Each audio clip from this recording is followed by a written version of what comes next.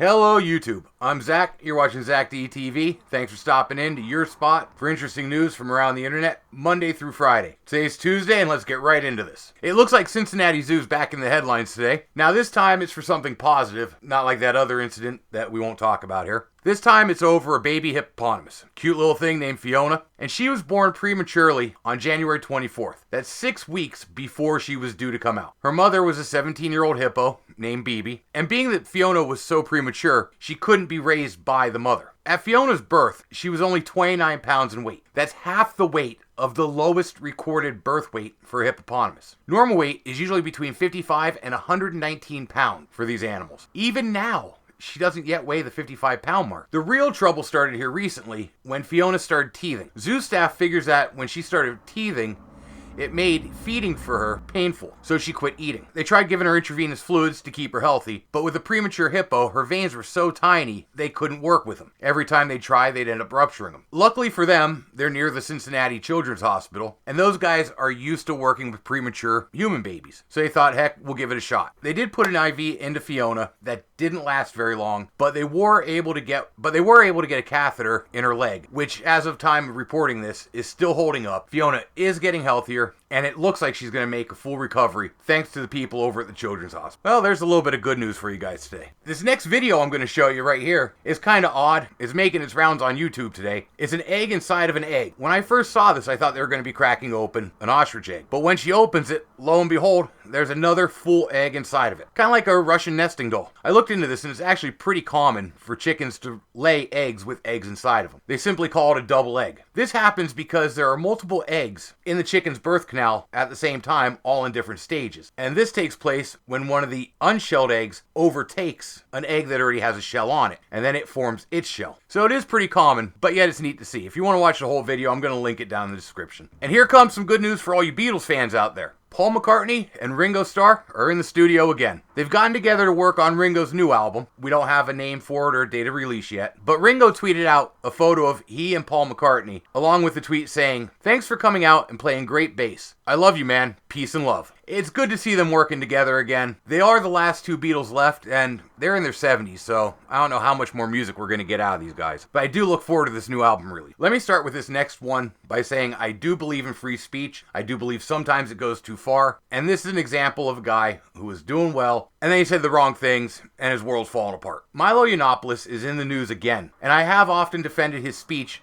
based on his right to say what he does. I don't always agree with it, and I definitely cannot get behind this one. He was on a podcast the other day, and in his usual fashion, he put himself in a corner by defending older men sleeping with boys. On his Facebook page, he tried to explain this off as boys being a term for a younger man with an older guy in his homosexual community. I don't know, I'm not part of that community. It could be, it couldn't be, but his wording was definitely poorly chosen. And clearly, in the video, he is trying to defend pubescent boys, 13 and older, sleeping with older men, being guided on their homosexual journey. He has talked about being molested himself by a priest. I'm not sure if it really happened or not. So I don't know if this taints his view on the world as to what's acceptable or not, but there's really not an excuse for this. And as far as I'm concerned from watching this video, he is promoting an act I find reprehensible, and I definitely cannot stand up for him on this. Tell you what, it also looks like none of his other supporters can stand behind him either. He was disinvited from the American Conservative Union's Political Action Conference. His publisher, Simon & Schuster, has dropped his book Dangerous, and it looks like even the sensationalist website Breitbart might be firing him from his editor's job. Milo has been in the news a lot recently for being the catalyst in those California college riots where the cry bullies decided to burn up their campus and stuff, and even more recently, he was on Real Time with Bill Maher. And it seems to me like all this attention and all the people defending what he said as free speech has really given this guy the desire to push his boundaries. But I think at this point, he's just gone too far. I still firmly believe in free speech. And like Peter Griffin said, while I might not agree with what you say, I will defend with my life your right to say it. But sure as hell, you cannot expect me to agree with everything you say. To wrap this up today, I wanted to talk about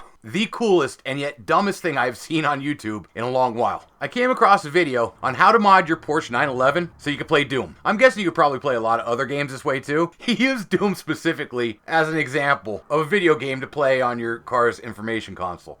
He says it's probably work with a lot of other cars too because they're using a universal computer language now. It'd be neat to see what else you could do this with. Now think about it. He's playing this in his car. You might ask, what's his controller? The car is his controller. Honking the horn fires, shifting will change your weapons, the steering wheel is your direction, and the gas pedal is to move forward. So if you want to play Doom in your car, you gotta go for a ride. This has gotta be worse than texting and driving. I wonder how long until we get a PSA about this one. To be fair, he does show this in an area that looks pretty abandoned. Looks like a roundabout area in a car park. But you know somewhere someone is gonna try this on the road. And they're gonna post the results to the internet and we'll all get to see what happens when you try to play Doom while driving. I do not agree with this at all. I mean, come on. You got a PC. Play Doom there if you really need to play it. And that's going to end it for me today. Thanks for stopping in, checking out what I do. Remember, if you like what you saw, go ahead, subscribe, give me a thumbs up. If you don't, then give me a thumbs down. Leave me a comment, let me know why you don't like. Remember, I'm here Monday through Friday, and I'll see you guys tomorrow.